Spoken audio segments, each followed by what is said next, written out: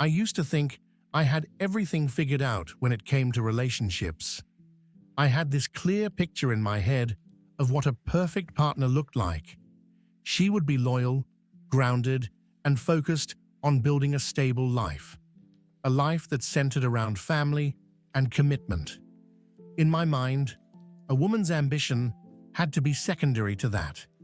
If she was too focused on her career, it meant she wasn't fully invested in the relationship. I thought I wanted someone who would prioritize me and the family over everything else. I'd seen what happened to people who let ambition get in the way. Friends who'd been burned by partners who were always chasing the next big opportunity, leaving love and family on the back burner. I didn't want that. I wanted stability, loyalty, the kind of relationship that felt solid and dependable. I wanted to be with someone who shared that dream. A quiet, steady love that could carry us through life. If I'm honest, I was a little lost at the time too. I wasn't where I wanted to be professionally or financially, and I thought that if I found the right woman, it would fill the gaps. I imagined that once I had the right partner, everything would fall into place. Then, I met Emily, and that's when my entire idea of what love should look like began to unravel. I remember the first time I met Emily like it was yesterday. It was at a mutual friend's party, and I didn't expect anything to come of it. I was just there to have a drink, chat with people, and call it a night. But when I saw her, something changed. She wasn't just beautiful. She had this energy about her that was different from anyone else in the room. She wasn't trying to impress anyone, but you couldn't help but notice her. She had this fire, this passion for what she was doing, and it drew me in instantly. We started talking, and before I knew it, I was telling her more than I had told anyone in a long time. I found myself opening up, something I usually kept buried. Emily didn't just listen to me, she really listened. She had a way of making you feel like you mattered, like your thoughts and opinions were important. But what caught my attention the most was how much she loved what she did, her career. She wasn't just going through the motions. She had big plans, big dreams, and she was determined to make them happen. I liked that about her. In fact, I admired it. But at the same time, it also made me a little uneasy. I wasn't used to seeing someone so driven. I had always believed that relationships needed stability and balance, that love had to come first. But Emily's career was a huge part of who she was, and I couldn't ignore that. It was clear that she wasn't going to settle for a quiet, predictable life. She wanted more, and I couldn't help but feel a little intimidated by it. Still, I couldn't deny the chemistry between us. We kept talking for hours, and it felt like we had known each other forever. I had to admit, I was intrigued, but I also knew I had to keep my guard up. I had my beliefs, my expectations about relationships, and I didn't know if Emily would fit into that mold. But as the night went on, I started to think, maybe, just maybe, she could challenge me in ways I never expected. At first, everything felt easy. Emily and I clicked, and I found myself spending more and more time with her. We'd meet up, talk for hours, laugh about everything, and it felt like I was finally getting something I hadn't realized I was missing: a connection. But as time went on, I started to notice the cracks in the picture I'd built in my head. Emily was passionate about her career.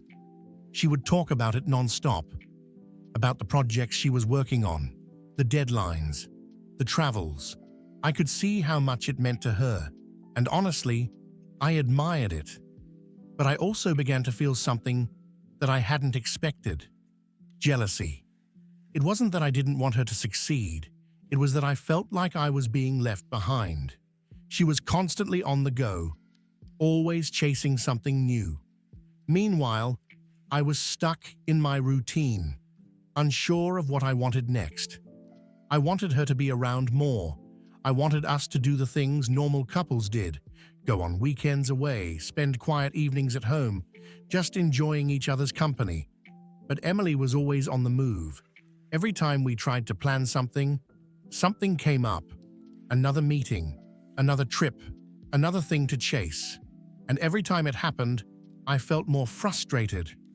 The things that once excited me about her, her ambition, her independence, started to feel like obstacles. The more I tried to make things work on my terms, the more distant she seemed. I could feel the space between us growing. I found myself asking, is this really what I want? I told myself that I could handle it, that I understood she had big dreams. But in reality, I was questioning whether I was okay with it. The truth was, I wasn't sure if I could live in her shadow. I wasn't sure if I wanted a life that was constantly revolving around her career. I tried talking to her about it. I'd tell her how I felt, that I just needed her to be more present, more focused on us. But every time we had those conversations, it felt like I was asking her to change who she was, asking her to dim her light for the sake of my own comfort. And deep down, I knew that wasn't fair to her, but it didn't make it any easier to accept. It was getting harder for me to ignore the tension between us.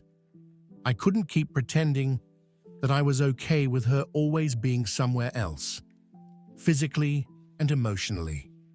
My beliefs about what a relationship should be were clashing with the reality of what we were living. And deep inside, I knew that something had to give. I just didn't know what it would be. The more I thought about it, the more I realized that something wasn't working. Every time Emily would talk about her next project or the next city she was traveling to, it felt like she was talking about a world I didn't belong in. I couldn't shake the feeling that we were living in two completely different realities. The tension started to weigh on me. I could feel it in the little things. The way I'd get frustrated when plans fell through, or when she couldn't make it to a dinner I was really looking forward to. I could tell she was starting to sense the change in me too. The excitement we once shared had begun to fade into something more like an obligation. I remember one night, sitting in the car, after yet another one of her last-minute work calls had pushed back our plans. I just sat there, looking out the window, feeling this quiet anger building inside me. It wasn't even about the call itself anymore. It was about the accumulation of all the little moments where I felt like I wasn't a priority in her life. I started thinking about what I wanted, what I thought I needed in a relationship. And deep down, I knew the answer wasn't going to be found in a woman who was always on the go, always looking for the next big thing. I wanted someone who would be here with me, someone who would build a life with me, someone who wanted the same things I did. Stability, a future that was calm, predictable. And that's when the thought hit me. Maybe we weren't meant to be together. It wasn't that I didn't care for Emily. I did, more than I had for anyone in a long time. But I couldn't ignore the fact that we were living in two different worlds. She had dreams, big ones, and I wasn't sure I could keep up. I wasn't sure I even wanted to. I remember telling her, I think we should take a break. I need some time to think about what I really want. The words left my mouth before I could stop them, and as soon as I said it, I felt a pit in my stomach. I could see the hurt in her eyes, and I could feel it in my own chest. But I was too stubborn to take it back. I thought it was the right decision. I thought it would give us both the space we needed. But as I walked away from her that night, I felt a sinking feeling that I was making a huge mistake. After the breakup, I thought I'd feel a sense of relief, like I'd made the right choice. But that's not what happened. The first few days were tough, awkward, lonely. I kept thinking about what could have been, wondering if I'd made a huge mistake. But as the days turned into weeks, I fell back into my routine. Work, the gym, watching TV at night. Everything felt predictable, even comfortable. I told myself that this was exactly what I needed. I needed space to focus on my own goals, to get my life in order. I thought that once I had everything figured out, once I had the career, the money, the status, then maybe I'd be ready for love again. Or maybe I'd find someone who didn't need to chase after anything but a quiet, simple life. But as the months went by, something began to gnaw at me. I started feeling this emptiness, like I was going through the motions but not really living. There was something missing. And the more I thought about it, the more I realized it was her. It was Emily. I missed her laughter. I missed her ambition, her drive. I missed how she pushed me to think bigger, to step outside my comfort zone. Yeah, she was busy, but she wasn't the problem. The problem was that I'd let my own fears and insecurities get in the way of something good, something real. It was crazy. I had spent so much time thinking I needed stability, when what I really needed was change. I needed to grow, to push myself past the limits I'd set for myself. I needed excitement, and the kind of love that makes you question your own limits. But I hadn't realized that until it was too late. I started looking into studying abroad. I wanted something different, something that would challenge me and help me figure out who I really was. I wasn't sure what I was looking for, but I knew it had to be something more than the life I had built for myself. And so, I made the decision. I booked a flight. It was a leap into the unknown, but it was a leap I had to take. I remember the day I made the decision clear as day. I was sitting at my desk, staring at the same paperwork I'd been staring at for hours, and I just snapped. I realized I was stuck. I was going through the motions, but it didn't feel like I was living. I had to do something radical, something that would force me to grow, to push myself out of this self-imposed rut. I'd been thinking about studying abroad for a while, something to shake things up, but I'd kept putting it off, telling myself it was too risky. But then one afternoon, something clicked. I could keep sitting in my comfort zone, waiting for something to change, or I could make the change happen. So I made the decision. I booked a flight. No turning back now. I didn't have everything figured out. I didn't know exactly what I was going to study or how I was going to make it work financially. But none of that mattered in that moment. What mattered was that I was taking control. I was choosing my own path, not letting life pass me by. I didn't tell many people about it at first. I didn't want to deal with the questions or the judgment. Honestly, I was nervous, but I knew deep down it was what I needed to do. It wasn't just about escaping my old life. It was about finding myself, finding out who I could be outside of the routine I had built. And in the back of my mind, there was still a thought I couldn't shake. What if I ran into Emily? I didn't know if that would happen, but something inside me felt like maybe I needed to be in the same space as her, just to see how we both had changed. Maybe that's what I needed to find the closure I was missing. Or maybe I'd realize I had more growing to do before I could make peace with what had happened. But for now, all I knew was that I was ready for something different. The first few weeks abroad were a blur. I was in a new place, surrounded by unfamiliar faces, trying to figure out this new life I had thrown myself into. Everything felt chaotic at first. New routines, new challenges, new people. But slowly, it started to feel like I was finding my footing. I was pushing myself in ways I never thought I could. Then one day, as I walked into a cafe near my apartment, I saw a familiar face. It was almost like a dream, like the universe was playing a trick on me. There she was. Emily. My heart skipped a beat. I couldn't believe it. What were the odds of running into her halfway across the world? In a random cafe, in a city neither of us had any connection to. For a moment, I froze. I didn't know what to do, whether to say something or just pretend I didn't see her. But Emily spotted me first, and before I could process the situation, she was already walking over with that familiar smile of hers. "Mark, is that you?" she asked, sounding as surprised as I was. I stood there, completely taken aback. "Emily, what are you doing here?"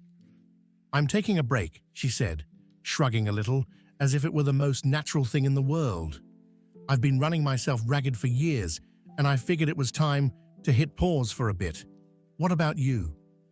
I decided to make a change," I stammered, still in shock.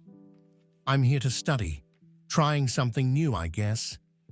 We stood there for a second, almost awkwardly unsure of what to say next, but something had shifted between us. The distance we'd had before, the tension, the uncertainties, it all felt distant now, as if we were two different people standing there. In a way, we both were. She smiled again, and it wasn't the businesswoman smile I had known. It was softer, more genuine. "I'm glad you're here," she said. "It feels like we're supposed to bump into each other." I laughed a little, realizing she was right. The timing felt almost surreal. We ended up sitting down and talking, and for the first time in what felt like forever, the conversation was easy. No pressure, no expectations. We just talked. As we caught up, it became clear that life had changed both of us. Emily had taken a step back from her career to figure out what really mattered. She told me about how burnt out she'd gotten, how much she'd pushed herself to the limit without really thinking about why she was doing it. And I realized that in my own way, I had done the same thing. I had been running from my own fears, my own insecurities, trying to make things fit into a box that wasn't meant for me. We both had been chasing something, whether it was success or stability, and in the process, we'd missed out on truly understanding each other. But here, in this moment, it felt like we were finally able to see one another as we were, not as we had imagined each other to be. It was surreal. I hadn't expected this. I hadn't expected to feel this calm, this right, about where I was in that moment. Maybe it wasn't just about us finding each other again. It was about finding ourselves first. After that first meeting, Emily and I stayed in touch. We met up a few more times during my time abroad, and each time it felt like we were peeling back layers of a relationship we hadn't fully understood before. I won't lie, it was strange at first. There was still some of that old tension lingering, things we hadn't resolved, feelings we hadn't fully processed. But there was something else now too, something different. We weren't just two people trying to make a relationship work. We were two people who had grown into themselves, into who we needed to be. We started talking about the things that had once seemed like deal breakers. Emily told me about her work, about how she had spent years chasing validation from her career, pushing herself to achieve more, thinking that success was the answer to everything. But over time, she realized that success alone didn't bring peace. She was tired of always running, always striving for the next milestone. She wanted to slow down, to experience life more fully, and most importantly, to be present in her relationships, something she hadn't fully understood until she took a break from it all. I listened to her, and for the first time, I understood. I'd been so caught up in my own need for stability, for a life that felt predictable, that I hadn't realized how much I was holding myself back. I'd kept myself in this bubble of fear, afraid of change, afraid of taking risks. But being abroad, stepping outside my comfort zone, had shown me how much I had been avoiding. I'd been so focused on finding the perfect formula for life that I had neglected to live it. We talked about the future, not just the future of us, but the future we each wanted for ourselves. Emily told me she didn't want to be constantly chasing. She wanted a life that was balanced, one where she could be both ambitious and present. And I realized I wanted the same. I didn't need the perfect, stable life I thought I did. I needed a life that allowed for growth, change, and excitement. One where I could pursue my own goals, but still make time for the things that truly mattered, like love, like connection. We didn't make any grand decisions on the spot. We didn't rush into anything. But in that moment, I knew something important had shifted. It wasn't about finding the right partner to fit into the life I had planned. It was about finding the right partner to grow with. Someone who would challenge me, support me, and walk beside me as we both figured out who we were supposed to be. We didn't have all the answers. We didn't know what would happen next. But for the first time in a long time, I felt like the journey we were on together, whether it meant us being together or not, was the right one. And that was enough for me. As the months went by, Emily and I continued to meet up whenever we could. Each time, it felt like we were stepping into a new chapter of our lives, not just as individuals, but as people who had crossed paths again after a lot of personal growth. And in a strange way, I started to understand that our time apart hadn't been wasted. We needed that distance to figure out who we were, and more importantly, what we really needed from each other. It wasn't perfect, and it wasn't a quick fix. We didn't suddenly go back to the way we were before the breakup, but that was okay, because we weren't the same people we had been. We had changed, evolved, we'd learned, and that was the key to moving forward. One evening, after a long conversation about everything we'd been through, Emily turned to me with a look in her eyes that I hadn't seen in a long time, one of certainty. "Mark," she said softly, "I think we're ready now." I didn't even need to ask what she meant. I could feel it. She was ready to embrace the life she wanted, not just the one she thought she should have. And so was I. I had come to terms with my own fears, my doubts about relationships, and the idea that stability didn't always come in the form of routine and predictability. It came from understanding, from growth, and from being open to change. We decided to give things another shot, not because we were trying to fix something broken, but because we had both come to understand what we needed from each other. And this time, it was different. This time, we were both ready to grow together, to support each other in ways we hadn't been able to before. I don't know where the future will take us, but for the first time in a long time, I'm not afraid of what might come. I don't need a life that's perfectly planned out. I need a life that's full of change, full of challenges, and yes, full of love. Because now, I understand that love isn't about finding the right moment or waiting for the perfect circumstances. It's about being willing to take risks, to grow together, and to embrace the unexpected. And that's exactly what Emily and I are doing now. I can't predict what's next, but for the first time in a long time, I'm okay with that. I know that whatever comes, we'll be ready to face it together. And for me, that's all that really matters.